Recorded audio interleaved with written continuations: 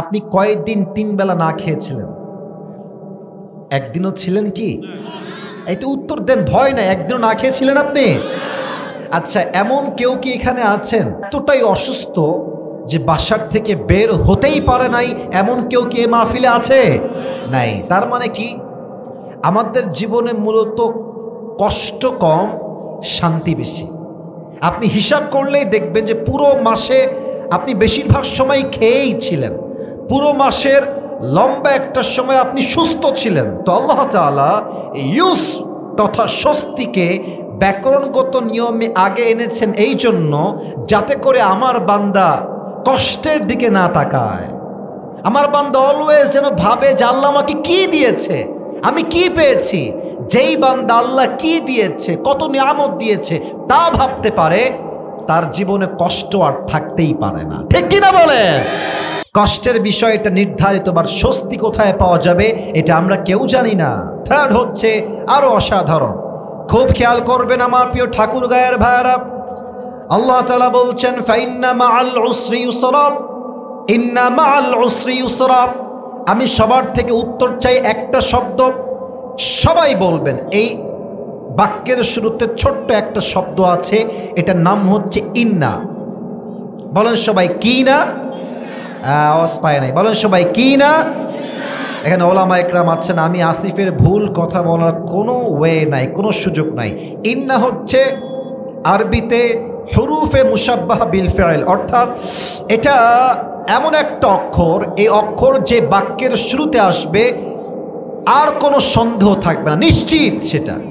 এখন আপনি বলবেন হুজুর এর অর্থটা কি, ব্যাখ্যা একটু বুঝায় বলেন। দেখবেন যে মাঝে মাঝে এই আমরা তো মনে হয় সবাই মধ্যবিত্ত পরিবারের সন্তান, তাই না? আমি একবার ওয়াজে বলেছিলাম যে মধ্যবিত্ত পরিবারের সন্তান মানেই একটা ব্র্যান্ড। এর কারণ কি, আপনি আমাকে সাইকেল দিবেন তাও চলবে, বাইক দিবেন তাও চলবে, কার দিবেন তাও চলবে, বলবেন যে ভাই হেঁটে হেঁটে আসতে হবে তাও চলবে। এর কারণ কি, আমি বড়লোক ঘরের সন্তান, আমি মধ্যবিত্ত পরিবারের সন্তান। ঠিক কিনা বলে? ভাত দিবেন, আলু ভর্তা দিবেন তাও খাবো, আপনি ভাত দিবেন, শাকসবজি দিবেন তাও খাবো, ভাত দিবেন, মুরগি দিবেন তাও খাবো, ভাত দিবেন আর কিছুই দিবেন না, একটা পানি দিবেন আর একটা মরিচ দিবেন, পান্তা ভাত আমার চলবে, কারণ আমি বড় ঘরের ব্রয়লার মুরগি নই, আমি মধ্যবিত্ত পরিবারের সন্তান, কঠোর পরিশ্রমী সন্তান আমি। ঠিক কিনা বলে? তো আল্লাহ বলছে বান্দা, মাঝে মাঝে মনে হতে পারে যে ইস রে, আমার মনে হয় চাকরি হবে না, আমার মনে হয় ব্যবসা আর সফল হবে না, আমার ঘরের অভাব মনে হয় আর কোনো দিন দূর হবে না। আল্লাহ বলছে না, ইন্না মাআল উসরি ইউসরা, নিশ্চিত নিশ্চিত নিশ্চিত তোমার ব্যবসায় বরকত হবে, নিশ্চিত নিশ্চিত নিশ্চিত তোমার চাকরি হবে, নিশ্চিত নিশ্চিত নিশ্চিত তোমার জীবনে সুখ আসবে, নিশ্চিত নিশ্চিত নিশ্চিত তোমার বউ একদিন ভালো হবে, নিশ্চিত তোমার বাসায় একদিন বরকত দিবে একজন। আওয়াজ দিয়ে বলেন সবাই, তিনি কে? আমার রবের গ্যারান্টি এটা, আমার রবের গ্যারান্টি এটা। আমার রব যদি গ্যারান্টি দেয়, তাহলে আমাদের মধ্যে কি আর কোনো সন্দেহ বা ডাউট থাকতে পারে? বুঝি নাই, সন্দেহ থাকতে পারে? 3 নাম্বার, আমাদের কষ্টের সাথে স্বস্তি আসবেই, there is no doubt in it, কোনো সন্দেহ নাই। এবার আসেন 4 নাম্বার ব্যাখ্যা। এটা বলেই আমি হাদিসের দিকে যাব, ঘটনা কেন্দ্রিক হাদিসগুলোকে। সবাই একটা কাশি দেন। আচ্ছা, একজন যুবক দাঁড়াও তো, যার বউ নাই, দাঁড়িয়ে একটা তাকবীর দাও। লিল্লাহি তাকবীর কে আছে? বাঘের বাচ্চা লিল্লাহি তাকবীর দিবে একজন নাই, দাঁড়াও। হ্যাঁ দাও, লিল্লাহি তাকবীর বলো।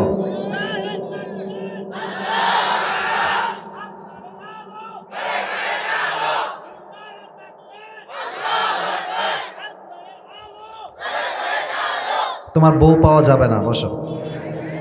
স্লোগানের জোর নাই, সবাই একটা কাশ দেন আমার সাথে। লিল্লাহি তাকবীর। 3টা ব্যাখ্যা শেষ, লাস্ট ব্যাখ্যায় আছি, লাস্ট তাফসীরে আছি। আচ্ছা, আমরা মাঝে মাঝে একটা ভুল বাক্য বলি, এদিকে এদিকে। ভুল বাক্যটা কি? আমরা বলি কষ্টের পরে আছে সুখ। না না, আমি আবারও বলছি, আমরা বলি কষ্টের পরে আছে সুখ। না, এটা ভুল কথা। কষ্টের সাথে আছে সুখ। আমি আবারও বলছি, যদি হতো কষ্টের পরে আছে সুখ, তো আল্লাহ তাআলা বলতেন ফাইন্না বাদাল উসরি ইউসরা। আল্লাহ বলেছেন ফাইন্না বাদাল উসরি ইউসরা নয়, ফাইন্না মাআল উসরি ইউসরা। তার মানে কষ্ট আছে যেখানে, স্বস্তিও আছে সেখানে। ঠিক কিনা বলেন? বুঝায় বলি, বুঝলে ভালো লাগবে। একজন মেয়ে প্রেগন্যান্ট, গর্ভধারিণী মা, বাচ্চা গর্ভে থাকলেও আব্বা জানো যুবক ভাইয়ারা কষ্ট হয় না? বললেন না কেন কষ্ট হয় না? তাও দেখবেন যে মা গর্ভে বাচ্চা নিয়েই হাসতেছে, মজা করতেছে, আরামে আছে। কারণ পেটে ওর ব্যথা ঠিক আছে, যন্ত্রণা হচ্ছে, বাট একটা স্বস্তি, আমি কয়দিন পরে মা ডাকটা শুনতে পারবো। কথা ঠিক আছে কিনা বলেন? পেটে ব্যথা, ইসরে যন্ত্রণা হচ্ছে, বাচ্চা লাফাচ্ছে, মেডিকেল নিয়ে যাও, কষ্ট। স্বস্তি কোথায়? আমি আমার বাচ্চার মা হব, আমি মা ডাক শুনবো। এই স্বস্তি মায়ের মাথায় আসলে সমস্ত ব্যথা মা এক মুহূর্তেই ভুলে যায়। ঠিক কিনা বলেন? আল্লাহ সেট আপটাই এভাবে করেছেন। আচ্ছা, এখন বসে আছি, বাজে হচ্ছে 4:50, একটু পরেই সন্ধ্যা হবে। রাত আছে যেখানে, দিন আছে সেখানে, দিন আছে যেখানে, রাত আছে। আবার দেখেন বৃষ্টি যখন হয়, তখন বৃষ্টির আগে আকাশে কি উঠে? মেঘ ওঠে। মেঘ আছে, বৃষ্টি হবে। আবার দেখবেন মানুষের জীবনে এমন কিছু মুহূর্ত আসে, মানুষ ভাবে যে আমার জীবনে দেখার মতো আর কিছুই নাই, বাঁচার মতো কোনো কারণ নাই। আবার আল্লাহ এমন কিছু দিয়ে দেয়, পুরো জীবনটাই সুখময় হয়ে যায়। ঠিক কিনা বলে? আমি আমার জীবনে ঘটে যাওয়া একটা কথা এখন বলে শেষ করতে চাই, মনে পড়ে গেল। বলা যাবে কি যাবে না? 4টা ব্যাখ্যা তো শুনলেন, একটা ঘটনা কি শোনা যাবে না? আচ্ছা, আপনারা আমাকে ফেসবুকে দেখেছেন তো সবাই নাকি? আচ্ছা ঠিক আছে, এটা শো অফ না, জাস্ট ভালোবাসার খাতিরে জিজ্ঞেস করলাম। আমি গত বছর, মানে এই বছরই বলতে গেলে, জানুয়ারি মাসে একটা ব্র্যান্ড নিউ কার কিনেছিলাম। বাজার প্রাইস তৎকালীন সময়, মানে তখন যখন কিনেছি প্রায় 9, 10, 11 মাস হবে, তখন ছিল মার্কেট প্রাইস প্রায় 55 লক্ষ টাকা, অর্থাৎ অর্ধ কোটিরও বেশি। আমি আসিফ, এটা শো অফ না, বোঝাতে চাই যে কষ্টের সাথে স্বস্তি কোথায় আছে। তো আমি গাড়িটা কিনে জাস্ট 6 দিন ইউজ করেছি, 6 দিন। 7 জানুয়ারি আমার মাহফিল হচ্ছে ঢাকা পার হয়ে কুমিল্লার চাঁদপুর। চাঁদপুর নামটা শুনছেন না আপনারা? চাঁদপুরে। তো চাঁদপুরে মাহফিল করে I was coming back to Comilla. কুমিল্লায় আমি আসব। তো এই যে আপনাদের বাসার রাস্তা দিয়ে আমি আসলাম, দেখবেন যে রাস্তা, বাসার গলি, এদিকে একটা, ডানে একটা, বামে একটা, ডানে একটা, খালি টান, টিরিং বিরিং করতে হয়। তো আপনারা বলেন তো, আমি এই দিক থেকে যাব ডান দিকে, আমার হাত দেখেন, ডান দিকে যাব, কিন্তু আমার গাড়ির গতি হচ্ছে 100-তে আছে বা 80-তে আছে। আমি যদি গাড়িটা ঠাস করে ঘোরাই, গাড়ি আর ঘুরবে না, আমরা সবাই উড়ে খাদে গিয়ে পড়ব। কথা কি ঠিক আছে কিনা বলেন? তো আমার ড্রাইভারের আসার সময় আবেগ কাজ করছে, বিবেক কাজ করে নাই। তো তিনি ছোট্ট গলি রাস্তা, গাড়ি তুলেছেন 70 বা 80-তে, 70 বা 80। হঠাৎ করেই অন্ধকারে ডান দিকে একটা টার্ন আছে।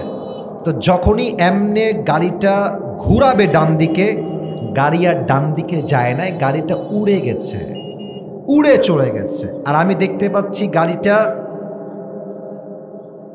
একবার এমনে হইল, আবার এমনে, আবার এমনে, আবার এমনে, আবার এমনে, আবার এমনে, 3rd টাইম, 3 বার উল্টাইছে। আর আমি বুঝতেছি গাড়ি উল্টাচ্ছে, আর আমি মোটামুটি বুঝে গেছি টাইম ইজ ওভার, হয়তো আর বেঁচে ফেরা আমার এবার আর হবে না। গাড়িটা সোজা গিয়ে খাদে পড়েছে। আমি দেখতে পাচ্ছি নিচ থেকে পানি উঠতে শুরু করেছে গাড়ির ভেতরে। কারো জানে পানি নাই, সবাই কেউ আল্লাহু আকবার পড়ছে, কেউ লা ইলাহা ইল্লাল্লাহ পড়ছে। বুঝে গেছি হয়তো হায়াত এখানেই শেষ। পানি যখন উঠতে শুরু করেছে তল থেকে উপরের দিকে, আমার সামনে যিনি ছিলেন তিনি এক জোরে একটা বাড়ি দিয়েছে গ্লাস, এক ধাক্কায় গ্লাস ভেঙে গেছে। সে গ্লাস দিয়ে টপকে বাহিরে পড়ে গেছে, আর পানি উঠতে শুরু করেছে উপরের দিকে। আর এত জোরে সাউন্ড হয়েছে, চতুর্পাশের সব এলাকার লোক গাড়ির কাছে চলে আসে। রাত বাজে 2 থেকে 3টা।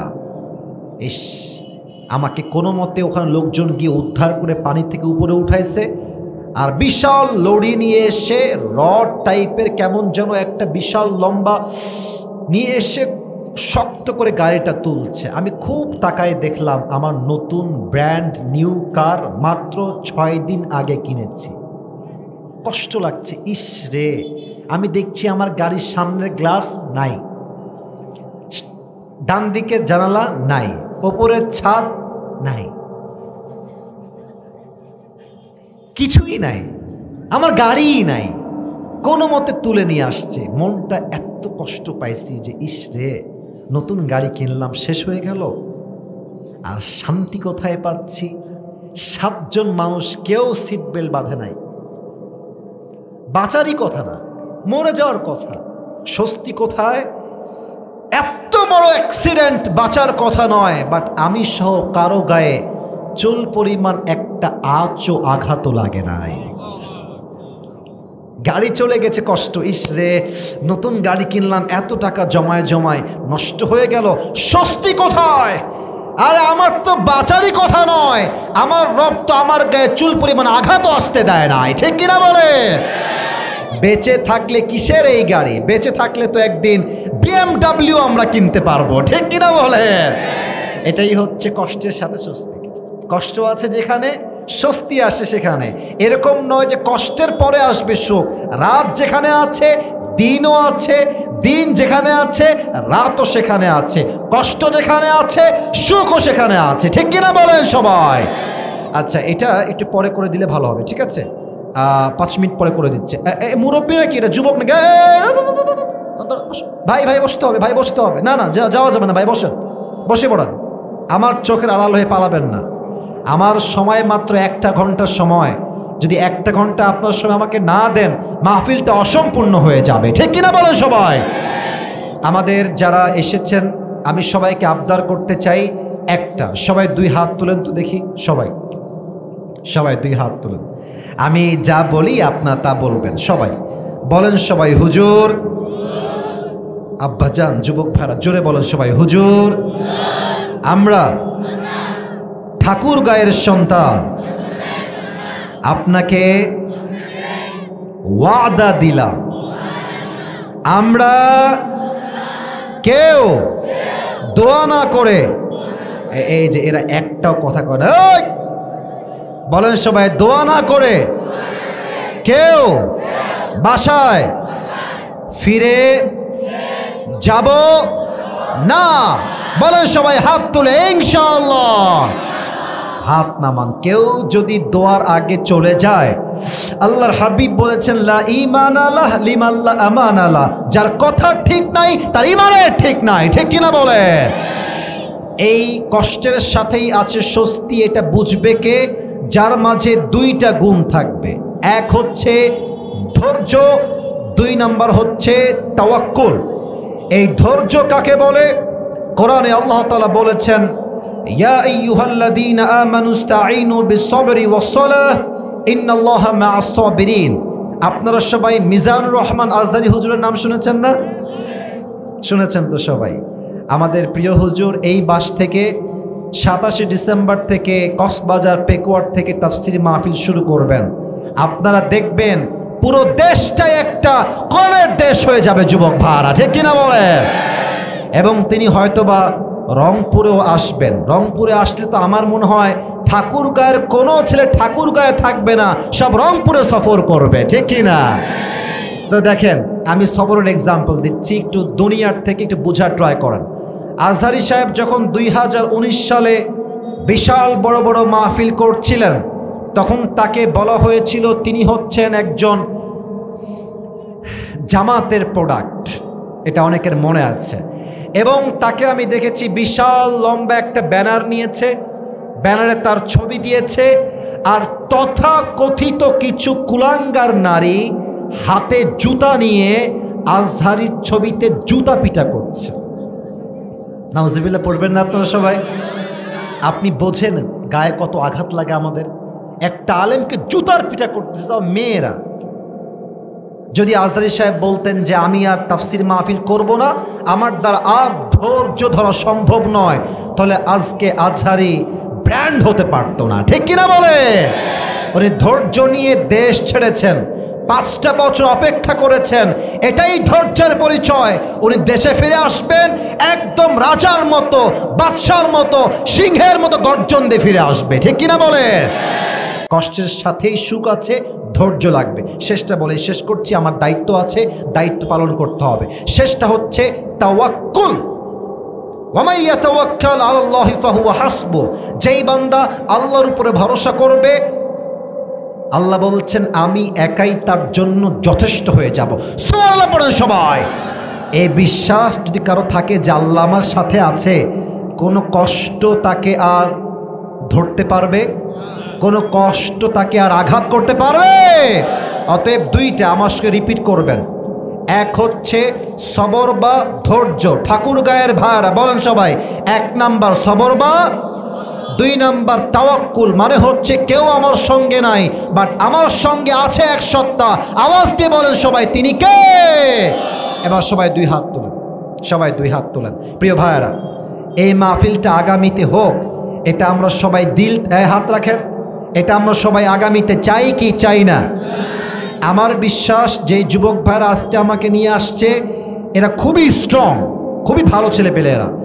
আপনারা যদি সহযোগিতার হাত বাড়ায় দেন, এরাই একদিন এই খেতে মিজানুর রহমান আজহারীকেও নিয়ে আসতে পারে, ঠিক কিনা বলে? তবে আপনাদের সহযোগিতার হাত লাগবে। সবাই 2 হাতটা পকেটে দেন, পকেটে। ভলেন্টিয়ার্সরা নেমে পড়ো, ভলেন্টিয়ার্সরা নেমে পড়ো, নেমে পড়ো। কারণ সামনে আজান হবে, সবাইকে আমাদের জামাতের প্রস্তুতি নেওয়া লাগবে। ওয়াজ শুনে যদি নামাজি না হয়, সেই ওয়াজ দিয়ে আমাদের লাভ হবে না, ঠিক কিনা বলে? আর কেউ যদি উঠে যায় দোয়া করা বাদ দিয়ে, ও লুঙ্গি টাইনে ধরে বসবেন, আবার লুঙ্গি যেন খুলে না যায়, ঠিক আছে কিনা বলে? আর আমার মায়েরা যারা আছেন, ভলেন্টিয়ার্স যারা আছেন মায়েদের মাঝে, বোনদের মাঝে, মেহেরবানি করে আপনারাও ব্যাগ নিয়ে নেমে যান। সবাই একটা কাশি দেন, সবাই একটা তাকবীর দেন, লিল্লাহি তাকবীর। আমার যুবক ভাইরা, এই সাদা পাঞ্জাবি, এই সাদা পাঞ্জাবি, বসো বসো, ওখানে বসো।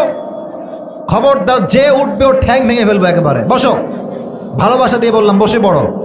যুবক ভাইরা, 2024 সাল কিন্তু শেষ হয়ে যাচ্ছে। তোমাকে নিয়ত করতে হবে আগামী 2025 সাল তোমাকে জীবন পরিবর্তন করতে হবে, ক্যারিয়ার চেঞ্জ করতে হবে, একটা ভালো দিনদার মেয়েকে বিয়ে করতে হবে, ঠিক কিনা বলো? আর 2025 সাল হবে গুনাহ থেকে তওবা করে আমরা শুরু করব, নতুন জীবন শুরু হবে। আল্লাহ রসুলের দিনের জন্য দিন কায়েমের আন্দোলন করতে হবে। আল্লাহর জমিনে আল্লাহর রাজ কায়েম করতে একটা শহীদ আবু সাঈদ দিয়ে নয়, হাজার হাজার শহীদ আবু সাঈদ দিয়ে তাজা রক্তের বিনিময়ে দেশের মাটিতে ইমানের রাজ কায়েম করতে হবে, ঠিক কিনা বলো সবাই? ফাইন্না মাআল উসরি ইউসরা। এই যে ইউসর, এই ইউস মানে হচ্ছে স্বস্তি, সুখ, শান্তি, পিস, স্বস্তির বাণী এটা। তো ইউস শব্দটা আসছে পরে, আর উস তথা কষ্ট আসছে আগে শব্দের দিক থেকে। ফাইন্না মাআল উসরি ইউসরা, ইন্না মাআল উসরি ইউসরা, শেষে আসছে ইউস, স্বস্তি। কিন্তু যদি আপনি if you look at this আয়া in terms of grammar, grammatically যদি আপনি এই আয়াতটাকে পর্যবেক্ষণ করেন ব্যাকরণগত দিক থেকে আরবির, তবে ইউস আসছে আগে আর উস কষ্ট আসছে পরে। গ্রামার অনুযায়ী, আপনাকে গ্রামার বোঝাচ্ছি না, আপনাকে মূল বিষয় আমি বোঝাতে চাই।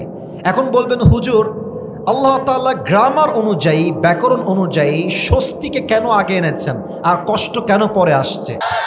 আমার যুবক ভাইরা, এই সাদা পাঞ্জাবি, এই সাদা পাঞ্জাবি, বসো বসো, ওখানে বসো। খবরদার যে উঠবে ও ঠ্যাং ভেঙে ফেলবো একেবারে। বসো, ভালোবাসা দিয়ে বললাম, বসে পড়ো। যুবক ভাইরা, 2024 সাল কিন্তু শেষ হয়ে যাচ্ছে।